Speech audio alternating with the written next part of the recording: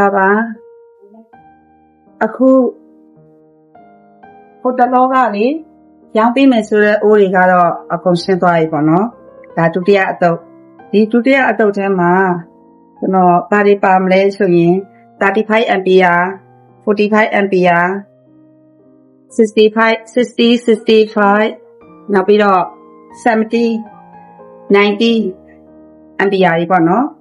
1 2 3 4 5 5မျိုးပါမယ်ကျွန်တော်တို့ဒီဘက်ထရီလေးတွေရွေးချယ်တဲ့အခါတခါတည်းပေါ့နော်မီထွန်းပြီးစမ်းကြည့်လို့ရတယ်လို့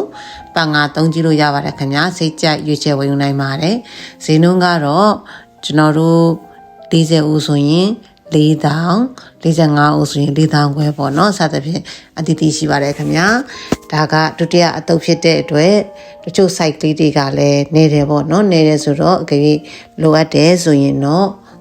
ဆိုင်ကိုလာရောက်ပြီးစိတ်ကြိုက်ရွေးချယ်ဝယ်ယူနိုင်ပါတယ်ခင်ဗျာ